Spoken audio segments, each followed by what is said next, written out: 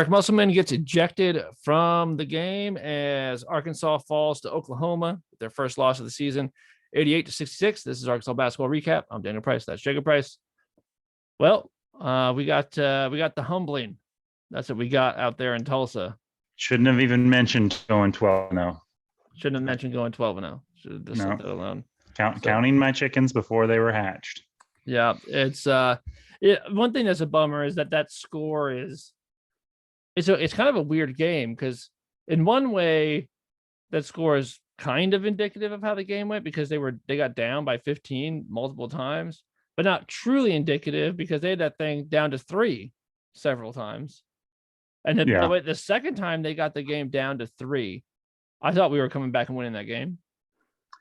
Yeah, I kind of did too. But I mean, it's indicative of the game. It's not indicative of the game in the sense that that team's not a 22 points better than Arkansas. You know what I mean? Like that team is okay. Like I think they're gonna be good. They're a tournament team, but it's one of those you play them 10 times. You know, Arkansas probably beats them 60% of the time, maybe. You know, and they play a couple of close games. And it's a two of the times it's a team that's too good to get down 13-0 to.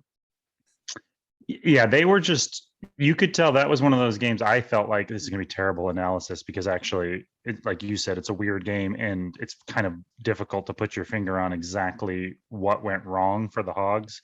But it felt like that part of that's being 8-0 and being ranked, and you go and you get your teams, not that they're Oklahoma's Super Bowl, but you're getting a good, like they came in there with a lot more respect for us than we did for them. You could tell right off the bat, like their guys played the way Jalen Williams usually plays. Like it was very frustrating to watch because inexplicably, and some of it was a little bit of, bad bounces and stuff. But if you missed a layup and that ball came off the rim, they were just slapping it until they got it.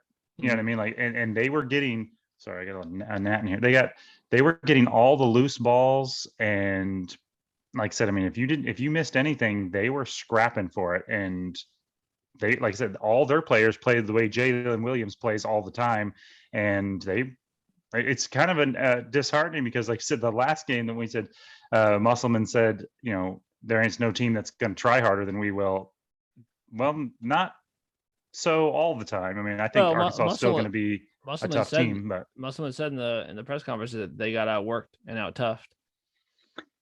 Yeah, I mean, and it seemed like it. I mean, like I said, when the ball started bouncing around, it seemed like it ended up in their hands most of the time. Well, and Musselman alluded to this, and we talked about this in previous games.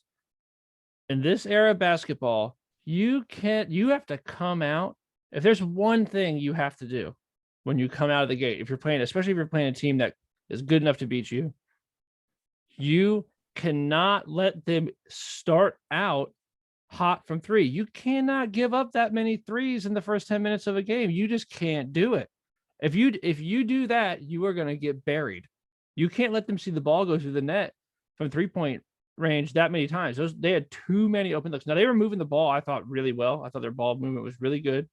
And they were getting those corners open, but you just can't let it happen. And that is exactly what happened. Is like the 3 ball started going down and you just got in a hole. And Arkansas is a team that does good. They go on runs and they can get down and come back. But against a team like Oklahoma, you don't want to dig a 13-0 hole, because that kind of hole is they're feeling it and you're really not feeling. I mean, you can't get anything to go.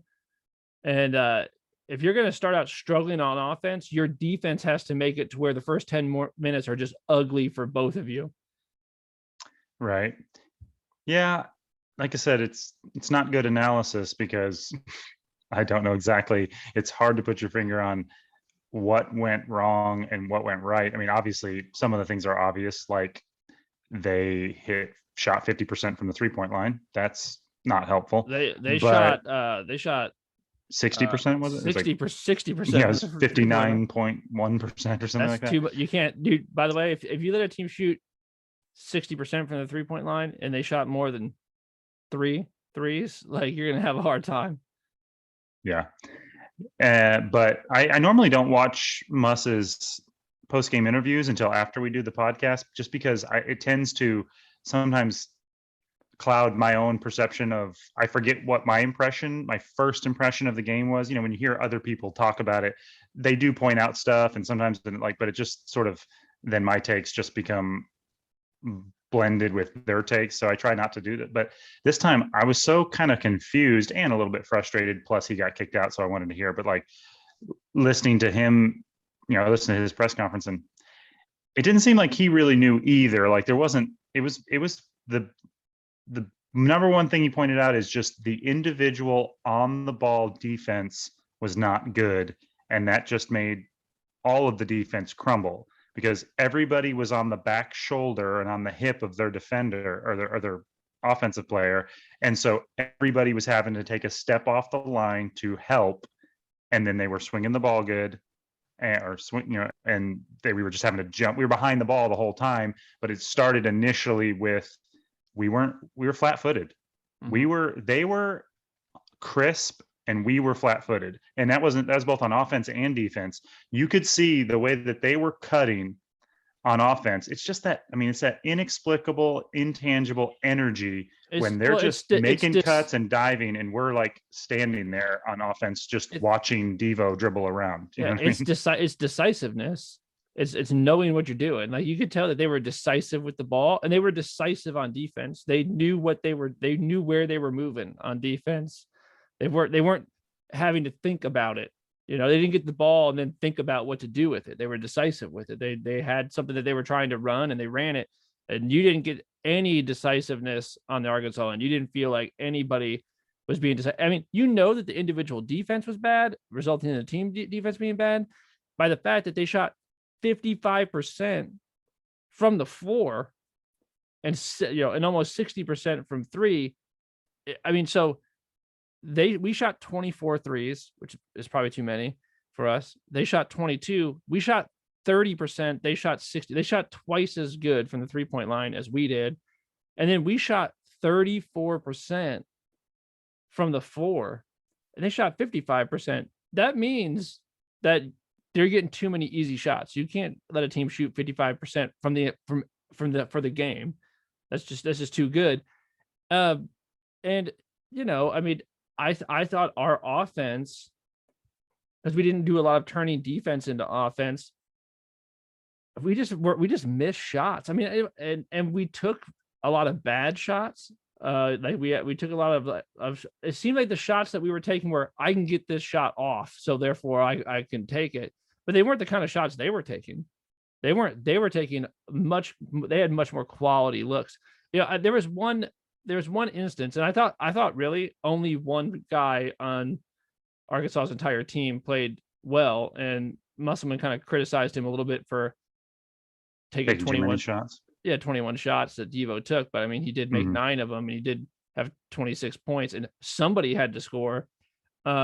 Well, halfway through, like through the first, after at halftime, I was like, dang, this is like Devo's coming out moment, because the thing that it was different, he was the only player that was in flow. Oklahoma's entire team was in flow, thus the crispness of their cutting and the you can call it decisive or whatever, but it's just when you're playing basketball the way you practice basketball, where you're just float. I'm a 3:00 shooter. When I go in warm-ups, dude, I hit everything. And then when they pass me the ball and everybody looks at me and then I freaking push it. You know what I mean? And we were pushing everything, and it was even down to the screens we were setting, the cuts we were making. We had 3 guys in the first half all try to do some kind of dribble. I'm going to spin to the like a spin that they've never tried in their whole lives. And of course it didn't work. They one of them was an offensive foul, and I think the other 2 were turnovers. You know what I'm talking about? Where Tony tried it, Devo tried it, and who was it? Amude? Amude tried it. Yeah. They it's like dribble, and then I'm gonna spin to the wrong hand, just like turn around. It's not good basket. It's not. You never do that. That's not a move that you've ever done in your life. You're freaked out right now. Not successfully anyway. you're not playing in, they weren't playing in flow. You know what I mean? Like they were gripping and doing weird stuff. I mean, I've been there, dude, where like it's so hard to get out of it when you're in it. It's just like you start pushing the ball, you start, it's when the cameras turn on and you're like, what do I do with my hands? That starts to happen to you when you start to grip. And it's like, how do I shoot a basketball? What are my legs supposed to do? And they were definitely doing that, like I said, with the exception of Devo. And you could tell, like when he caught the ball, at least in the first half and for some of the second half, his movement was more fluid than anybody else on the teams. His stroke was better, and obviously it showed itself. Now I think he got tired. Like he didn't make many shots in the last 10 minutes of that game, and he played all but 1 minute of the entire game. And and he was having to play crazy defense. And the thing that's bad about when you can't play good on the ball defense, when you let that guy get around you, or when everybody does, it's sometimes easier to play aggressive on the ball and stay in front of your man than it is to chase everyone around the court. When you know what I'm talking about, when you're like, oh, I've got to help on that guy, and now they're passing the ball around and we're all diving out at threes, and it looked exhausting what they were doing out there. Devo is always guarding the other team's best perimeter-ish player. And then I think you could tell in that game, he was just, nobody else was doing anything. And so he just decided to, because Devo's not a shot hunting guy. Devo's not a selfish player. I mean, he's had games where he took 0 shots, it's going to be few and far between the games that Devo leads the teams in shots attempted. That's not what he wants to do. I think that a lot of that was just, he thought that's what he's going to have to do because nobody else was doing anything. Like Jalen Williams, who I love and always plays hard, and I think he probably played hard, did not play well. Like he did not play good. But sometimes you just don't play well, and that's just the way it is. And I think that that's how it was for him, but he didn't play well. Note, who's been great, he didn't play well. He didn't have a good game. Tony didn't play well. I mean, he didn't do enough. He didn't do enough. He didn't get enough rebounds. He just didn't do enough. Chris Likes did not play well. Like he had a couple of moments that were all right, but he had some things that were like really, really bad. And so we did a lot of bad, had bad moments where we cut our own legs out from underneath us when we would start to go on a tiny little run. I mean, there was the obvious one when we got close twice, and then we'd foul them stupidly or take a bad 3-pointer or get a steal and turn it right back over because you're trying to. Your guy gets a block. You pick it up and you decide you're going to split between 3 guys with what are you doing? Yeah, like you're down by 3 and you just turn them over. You grab that ball. Like you don't have to. I know you want to run. But if it's not there, dude, why are you trying to go through the wall? It's not a heady basketball play. And we had a lot of those. There was one play where I thought Devo was just really trying to be the leader of the team, trying to be the floor general. And he brought the ball up. And I want to say it was like somebody came over close to him and he pushed him aside. He brushed him off so that he would move over, so the defender would slide over. Then called Tony up for the screen, and Tony screened for him, and he drove around the screen, and Tony rolled, and he threw, and he I saw that. And he threw it down there and got the. Devo orchestrated all of that out of just like right there on the spot. And dude, can we get a little more of that kind of action? Because what was happening is that you had all our guys play kind of terribly individually. Especially on offense, and on defense as well, but that resulted in bad team defense. But the offense was so individual that those individual performances were so bad that you just didn't have any offense other than Devo. And what you saw from Oklahoma was they were played team offense. We just didn't play team offense that game. We didn't. We had a bunch of guys try to play individual offense, and they all did it poorly, with the exception of Devo. Yeah. So if I'm being pessimistic, well, I'll be optimistic first. If I'm being optimistic about that game, I would say, like you said, everybody played poorly, and except for Devo, and you still had a chance in the final 10 minutes to come back and win that game, which you feel you feel pretty good about having. I mean, if a team's going to shoot 60% from freaking 3-point line and way better than you on just regular field goals, and you're going to play that bad and really not dominate. You're gonna get beat by 11 on the boards, which is the first time Arkansas. That's what I'm saying. Boards, like you're not, and you don't get all the second chances that you're normally used to.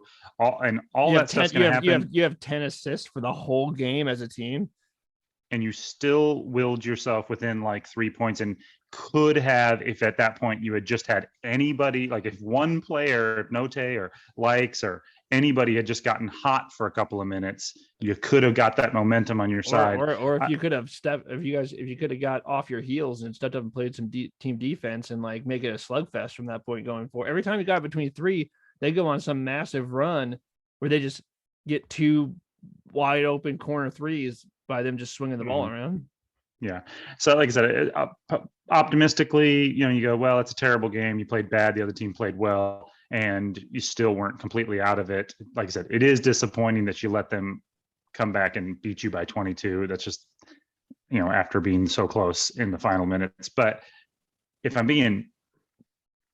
I'm worried about is I couldn't quite tell. It didn't look like Oklahoma fully did what I said that I would do if I was playing the Hogs, which is I would just pack it down low and be like, we're boxing these guys out and we're keeping that Tony dude and those guys. There was definitely some of that. I think that's part of the reason why we shot so many threes, is because there were a lot more threes to take.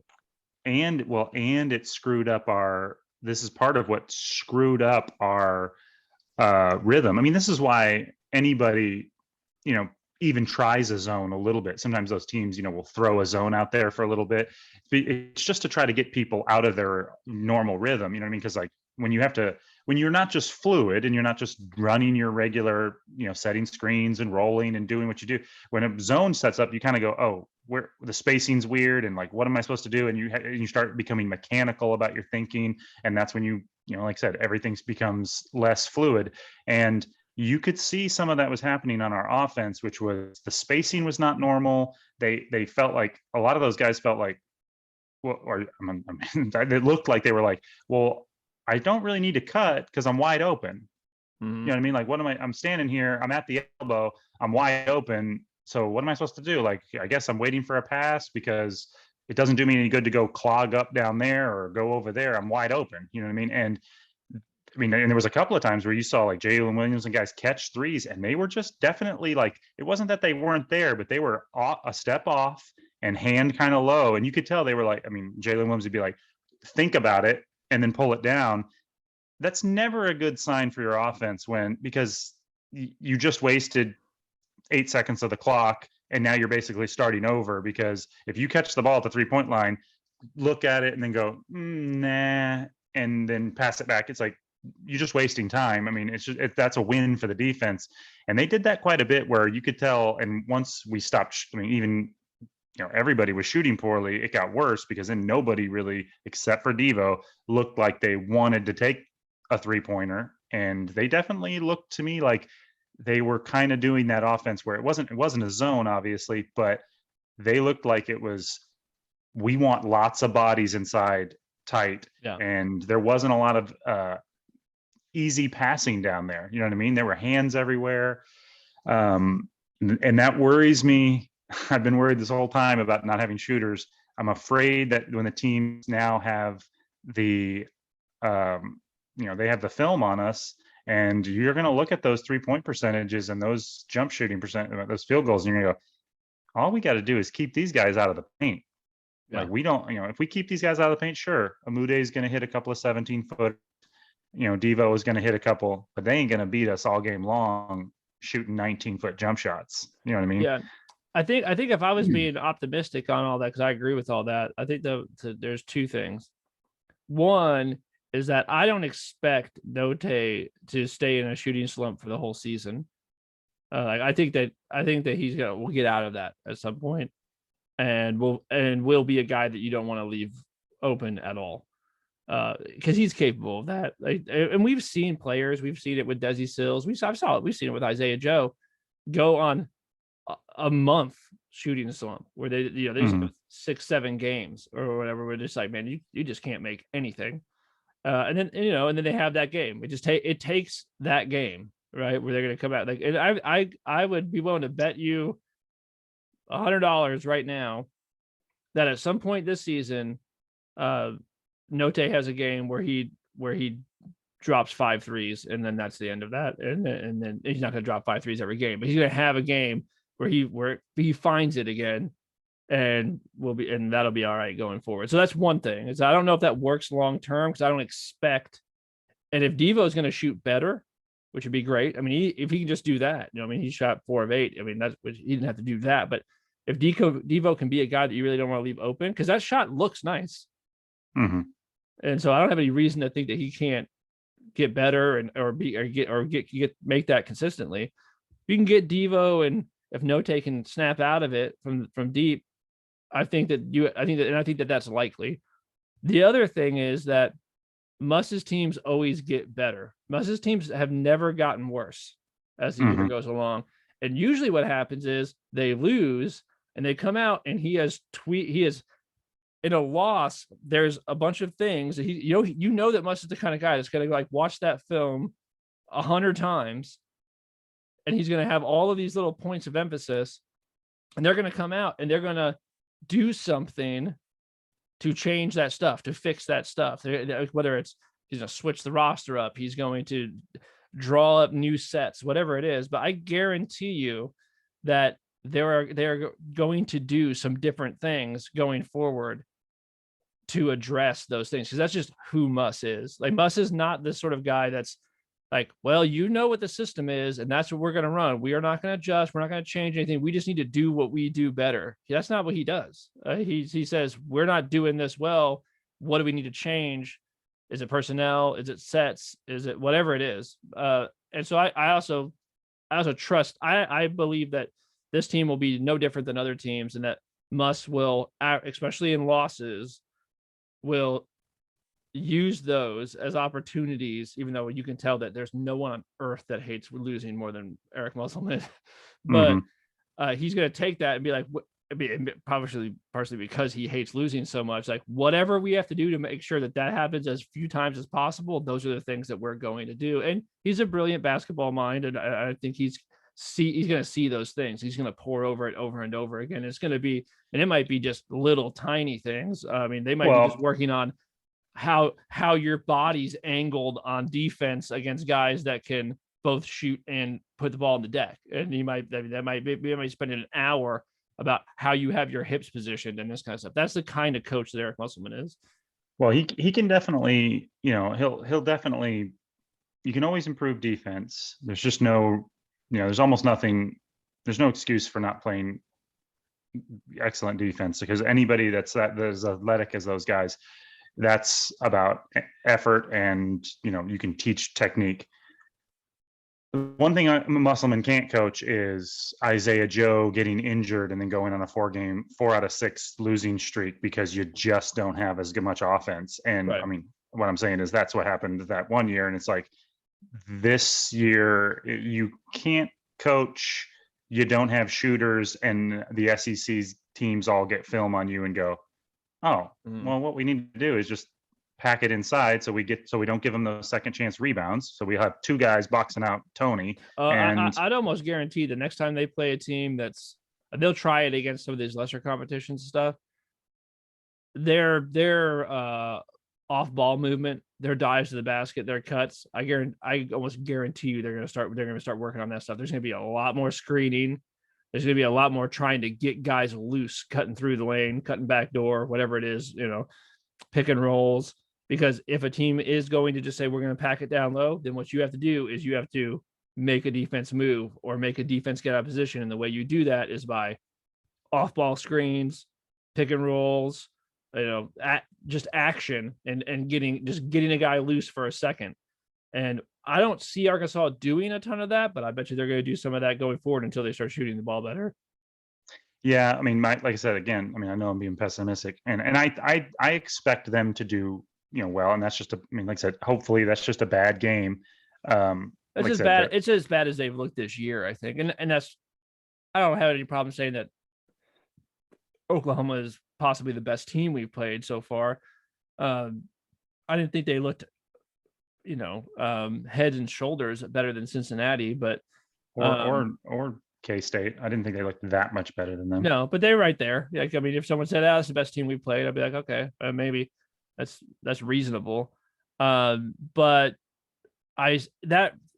regardless, that's the like. There's been moments where Arkansas hasn't looked great in games, but that's the most moments in a game where they haven't looked great. That's the longest stretch where they haven't looked good because they had big chunks of that game that didn't look good. Yeah, I mean, I hate to say, but like, if I was Musselman, one thing I would definitely be having those guys do is I'd have Likes and even Williams and Tony.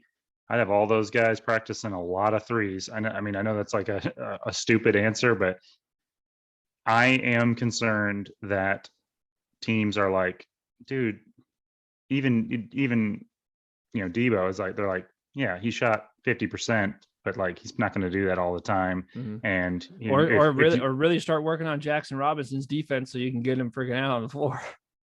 Because all that stuff you're saying about the off the ball screens and the ball movement, it all works, but a lot of it is predicated, at least to some degree, on when that guy sets that screen and you dribble drive, that there's some collapsing, and so you can kick out. Like the kick out is always the safety valve. When they collapse on you, yeah, you've always got in it, but it doesn't do you any good if you kick to the corner and either the guy shoots it and misses, or it's like, okay, swing it around and reset. Like if the defense is just stubbornly going to stay, let you shoot at the 3-point line, and the thing that I'm worried about is teams haven't done that to us because it's so unorthodox in this day and age. Like the opposite is how you train your guys to play defense. It's like spread it out.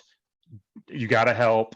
You got to have, we've talked about this. I mean, you got to be there, but when he catches the ball, because everybody shoots like so amazing now that it might have taken 8 games for teams to go, oh, well, okay, we're literally going to do the opposite of what we've been practicing on every other team, which is got to guard the 3-point line. And we're going to make freaking Jason Williams shoot a 3 and we don't believe that he can consistently beat us shooting the 3s. And because the way Arkansas is winning games, and it is Note and guys driving and making little kiss off the glass short layup, like floater layup things, whatever you call it. Those us ripping down offensive boards and ripping down rebounds and putting them back. And if Note gets covered up, dumping it down to the guy that's across. Like it's all movement right there in the paint. Within 10 feet of the glass, angles off the glass, and that's the way we've been winning all these games. And that. I don't care how much you set screens up top and stuff. If they're just not going to worry about the 3-point line and there's going to be 4 bodies with long arms all down there, it's going to be tough to score that way. And I just hope Arkansas is capable of, you don't have to become great 3-point shooters, but you do have to be willing to, if they're going to kick the ball to the corner and you catch it, you got to knock down 1 or 2. You know what I mean? Like Williams has got to hit one. I mean, he actually did hit one, but like Likes has got to shoot a little better. Like those guys there's not a good answer to, if you're going to take the clock back to 1970 and you're going to try to only score inside, 12 feet of the basket, that's an easier team to defend no matter what. You know what I mean? Yeah. And if you start to defend it in a certain way, it also neuters our biggest strength, which is rebounding. And you saw that in that game, which is when there's that many bodies poked or packed down there, it's not as easy for Tony to just come in there and rip balls up and put them back in. And like I said, I hope it was just a bad game. I am concerned. I do think Oklahoma, I would say, that was the best defensive effort against Arkansas. I mean, you could tell that by the fact that we scored 66 points. I mean, they beat us up. I mean, you could tell we were uncomfortable. They played hard, man. I mean, they definitely played hard. There's no doubt about it. Yeah, I mean, they were physical and they drew charges and all that kind of stuff. They could tell that when we put our head down to go to the basket, that's what we were wanting. We weren't going to stop. And but yeah, I mean, you need Note to do better than 2 of 7, from the 3-point line. Likes can't go over 3. Especially and he had some wide open. He had a couple of wide open ones, and then he had one that was moronic. You could tell Musselman in that press conference is frustrated with Likes. He name dropped him a couple of times, and I think it's just he knows that we need some offensive spark. We need somebody who can dribble, drive, and break down the defense and pass and shoot. And those are in short supply on this team.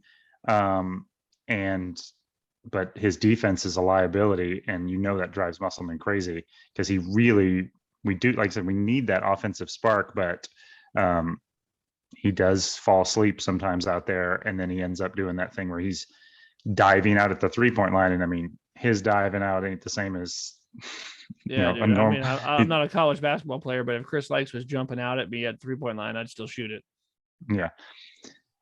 And what'd you think about so obviously, Devo is definitely player of the game. Devo's player of the game. It's pretty clear.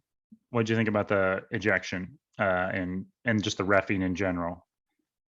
I thought that. I thought the in the play where Musselman got ejected, I thought that was a foul. But it didn't look egregious. Like when they replayed it, you're like, oh yeah, that's a foul. Like obviously, you just slapped him across the arms. Like, okay, that's a foul. In the real time, it didn't seem like I'm about to get ejected, like that kind of thing. As far as I didn't think the reffing was atrocious. There were some calls, but I didn't think it was that bad. I think Musselman was more frustrated. I think the announcers had it right. That was an accumulative thing. He was frustrated about how his team was playing. He was frustrated what's going on, and I think that you're trying to come back and stuff, and you're trying to do stuff, and he thought that you should be going to the free throw line there, and and you weren't. There was a couple of things I thought there was. The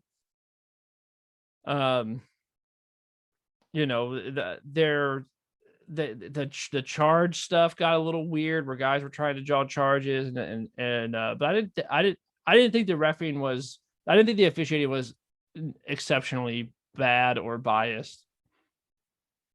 Yeah, I didn't either. In fact, in the first half, at the beginning when they jumped out to that 10-0 lead, I actually thought there was a couple of calls that went our way that Oklahoma was upset about. And I was like, man, if I was an Oklahoma fan or if I was their coach, who he was upset, I was like, it felt like the refs were cutting the legs out from under their momentum a little bit. It was one of those plays where there was a couple of plays where we missed a layup and then we were struggling around and one of our guys got it and then it looked like a jump ball. And then they called a foul. So then we go to the free throw line and it was like, it would have been because where it's like 10-0, is Arkansas ever going to score? It kind of felt like that, we're 5 minutes into the game. It's like, is Oklahoma's just the best defensive team in the world? Are we ever going to get the basket to go in? And, it was one of those plays where they make us miss and then we're trying to go back up and it's almost a jump ball. And it's like, that's going to be a momentum play for them. And instead it's a foul and we go get 2 easy free throws. And it felt like if I was an Oklahoma fan, I'd be like, come on, we're trying to, we've almost you want to see that thing go to 15, 20 points and really snowball on us. And there was at least 2 or 3 calls where I was like, I felt like those were actually probably a jump ball, or at least if I was a fan of the other team, I'd be, disappointed in those calls. And, so yeah, I didn't think it was that bad. I wish, Musselman, when they asked him about it at the press conference, he declined to. He said, "I'm not going to talk about the reffing." And so, because I kind of would have liked. To me, it wasn't obvious why he was so frustrated, but I would have liked to hear him. Maybe there was I don't know. Maybe those point guards were holding them on the hit. Sometimes like a coach, if he does want to talk about the reffing, he'll be like, all game long they were.